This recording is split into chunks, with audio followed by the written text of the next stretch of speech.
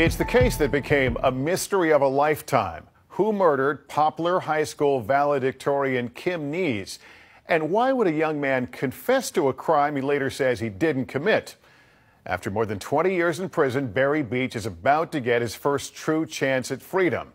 His defense team says the real killers are still out there, a group of mean girls jealous of Kim. Will the state believe him this time? Do you believe him? Let's keep watching. Here's Keith Morrison. In the summer of 2007, a room deep inside Montana State Prison would be the scene of something extraordinary. After 7 years of investigation, Barry Beach's team from Centurion Ministries had gathered all its evidence and witnesses and filed a petition asking Montana's Board of Pardons and Parole for a chance to make its case that Barry Beach was an innocent man, wrongly imprisoned. And the response from the board was amazing, unprecedented. The board said yes, it would hear the case for Beach's innocence. The Centurion team gathered in Montana for that hearing. What is your feeling today as you prepare for this Barry Beach hearing? For them to initiate this and conduct a factual hearing on innocence and innocence alone, it's never happened in the United States before that I'm aware of. And the stakes could not have been higher. The Board of Pardons and Parole had immense power. It could recommend to the governor a full pardon. It could commute the sentence. It could reduce the sentence or deny the clemency request altogether. And Barry Beach would, in that case, most likely spend the rest of his days in prison. Beach, having lost every appeal he'd ever filed, having waited decades for this day, entered in shackles, but felt exhilaration. Aren't you afraid to get your hopes up? I mean, you've got this sort of shine in your eyes, like you're on to something here, but, you know, they might just send you back and say, forget about it, Barry. They've done that to me in the past, as has every court in the United States of America. But I've still got a team behind me that's fighting for me. You really think you're going to get out of here? Yes, sir. The room at the prison was filled with Beach's supporters. Here was his mother, who'd stood by him now for more than 2 decades and watched the wild teenager grow into something of a Boy Scout, by all accounts, behind bars, active in prison ministries, Native American groups, a respected man. How do you feel about him and how he's handled all of this? Barry's my hero. Your hero? Times when I've felt down, Barry's the one who's lifted me up. Even Pam Neese Johnson, Kim's sister, felt compelled to attend, 28 years after she lost her only sibling. But in all those years, Barry's confession never seemed fully believable. Not to her. Why is it so important to know? Because I'm that kind of a person. I ask why everything. Yeah. Why, you know. And the burden to prove that Kim Neese was indeed killed by someone else was now on the shoulders of Beach's defense team from Centurion. First, the defense called an expert in false confessions. It's one of the leading causes of wrongful conviction. Professor Richard Leo examined Barry Beach's confession. He found it lacked specifics that, as police claimed, only the killer could have known. Was there any particular fact when you analyzed Mr. Beach's confession that suggested to you that this is something that is unique knowledge that wasn't out there in the public realm that Mr. Beach described?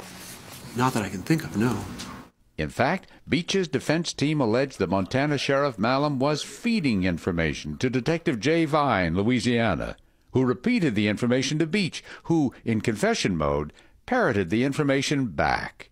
Too many details in the 13-page confession for Vi only to have spoken to the Montana sheriff twice. So the defense team called this sheriff's dispatcher, who, sure enough, claimed there were a lot more than just 2 calls. Ample opportunity to feed case details to Beach. How many, in terms of the total number of calls, do you think came in from Louisiana during this time period? I bet you there was at least 10 that were logged. So Centurion moved to the big question. If Barry Beach wasn't the killer, was it that group of girls? Remember, at least 2 of them claimed they were home in bed by 11 p.m. that night, hours before the murder.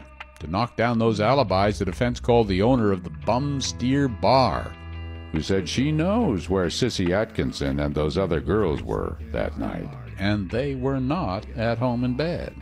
They gather around, Sissy and them, and they'd leave, and I'd get them out of there, and then they'd want to come back in, and I just had trouble all night with them.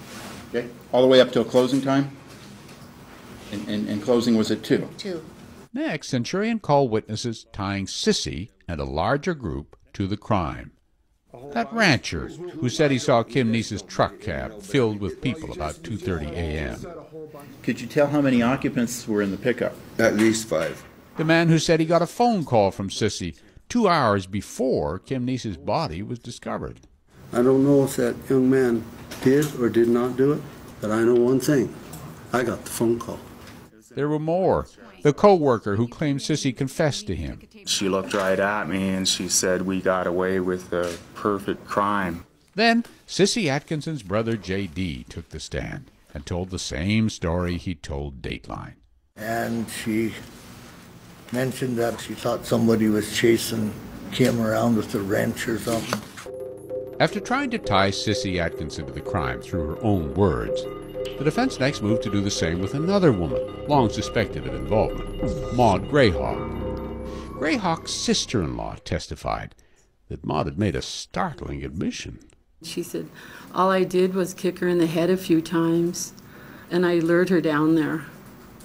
Finally, Beach's defense team subpoenaed the 2 women whose names first surfaced in the days right after the murder and were still being whispered decades later. Sissy Atkinson and Maud Grayhawk. Maud Grayhawk first agreed to appear and then didn't show up. But Sissy Atkinson did attend the hearing and attempted to answer all those lingering questions, but her whereabouts that night and her credibility now. What did she do the night of the murder? Remember, Sissy told us she'd been dropped off at her house about 11 p.m. Well, now she was saying something rather different. You're now saying that after you bought the beer, you walked home. I went home, yes. Do you recall telling the Attorney General, I had them take me home? You know, that's been so many years ago, and I had a drug problem all these years. Is it possible you didn't go home? No, I did go home. And about the call she allegedly made about Kim's body being found? I don't think I did. I was still sleeping by that.